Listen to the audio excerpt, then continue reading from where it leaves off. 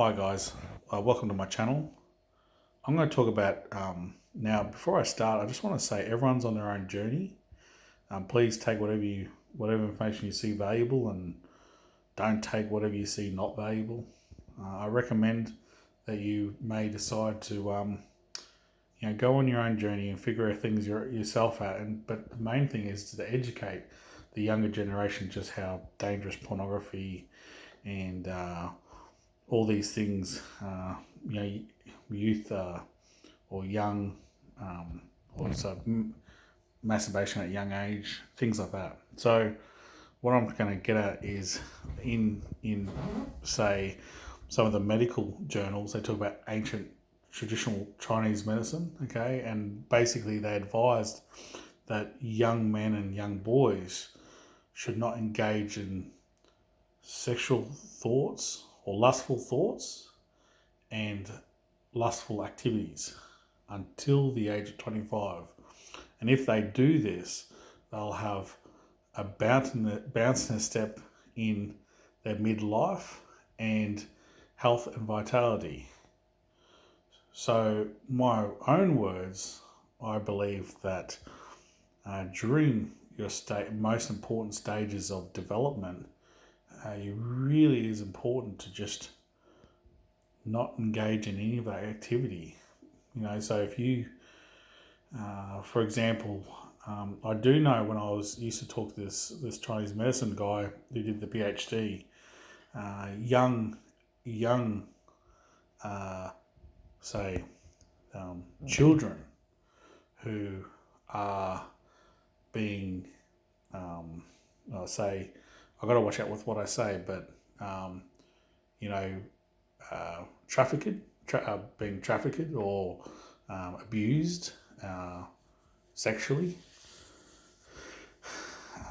can, and then they build their own addiction and start doing their own things. Can because they're so undeveloped and weak, they actually stun their development and never fully have a strong enough, sexual organs to so they do quite a lot of damage, and the recovery is quite difficult.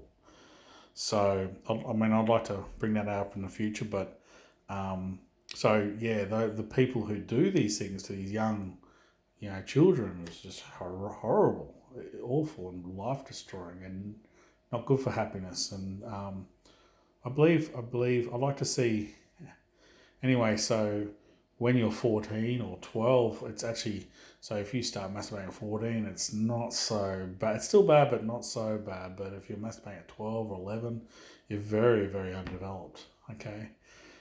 Which can make recovery can be difficult, okay? So anyway, it's important to let yourself develop, and I'm going to use my own words, till you're 25. It's really important to, like I said, take what you can. Like, if you have started masturbation and ejaculation and you're 15 or 14 years old, well, maybe you can stop now, okay? And take the advice. Maybe you can't give up and you've been doing it heaps and you've got a bit of a sexual addiction with you. Then do it once a week, and then do your best to slowly curve it out. Okay, it's your own journey, your own path. But so that's my view and take. But I think it's an excellent way to, being 25 and then going, okay, now I've done everything I can. I've been focusing on my education, my life, my job, my friends. I'm not talking about female friends. Get rid of the female friends. You focus on your male friends, and you're having, surfing and gym and life, okay, and you're enjoying it, and at the same time you're tackling your workload, then fantastic. Just to distract you from females and women and sexual lustful thoughts and activities like that, okay? Now, and you leave it till you're 25 and you go, you know what? Okay, I'm gonna, I've suddenly not obviously straight away try and find a woman, but I think it's a great option. But what I am going to say is that I was remember listening to a couple of people talking about dating on YouTube at one stage, and I can't remember what channel, but and they're talking about how the best way to sort of meet someone is by going to the gym, doing your degree, doing your hobbies and things like that, and one day at work or at a friend's place, you suddenly meet a woman, and then you kind of go, okay, well, I wouldn't mind marrying her, how about it? No, I'm joking, but like I said, I'm just trying to focus on a more traditional approach, and to value tradition. Like I said, you may not take all this information, but you may take some of it. Okay. Some of it's pretty extreme, and I even think it's extreme just to say it to you guys. But yeah, so I think it's also you got to realize that when you're 18 years old, you're kind of just a boy, and when you're in the dating world and you're 18 years old, you don't stand a chance to meet many women. Okay, like maybe there's some of you guys who are like, I don't know, have women hanging off you all the time, but a lot of men don't really have a chance to meet women until they get a little bit older. Okay, so yeah, so well, I think it's a great idea. We'll leave it till you're 25. Like, put it all behind you and focus on your mates, your friends, enjoying your life. And at 25, you sort of go, okay, open my gates a bit. And then, I just found this really nice woman I had a good conversation with, and I think we can go on this, we can work on it further. Okay? But today, I'm going to say this. There is studies that sexual addiction can lead to promiscuous behaviour. Okay, and what I mean by sexual addiction, like pornography, lots of masturbation, lots of stuff. But also, when I say promiscuous behaviour, it's not you that's been promiscuous. The partner that you have could be quite a decent person, but because you have a sex addiction and you do all the things that you do that a sex addict does, the person can actually develop a sex addiction as well and may actually cheat on you.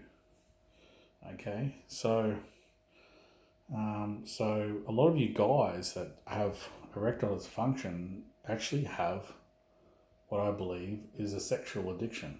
Okay, now the East talks about that, but the West also talks about lust being a deadly sin. And put it this way, I think this is quite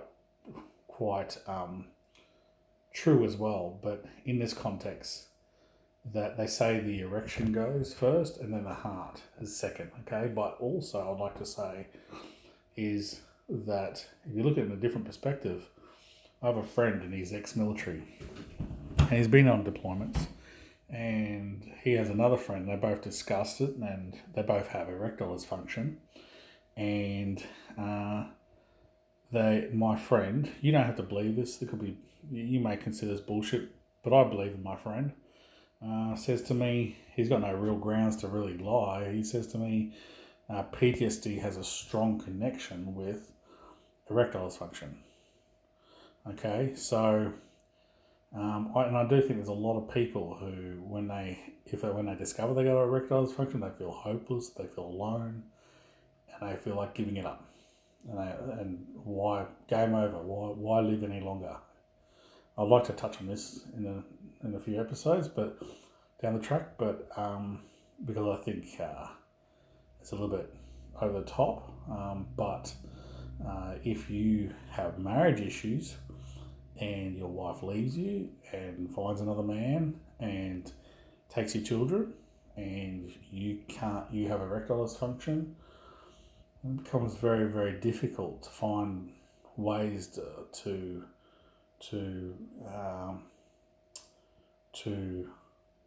live with it. So anyway, so that's enough for tradition. I hope this helps. I really do believe that marriage first before sex. Definitely. I think everyone should get to know each other a bit, and I think there should be a lot more restraint. But a lot of you guys with erectile dysfunction do have sex addiction. So it's no worries. Okay, guys.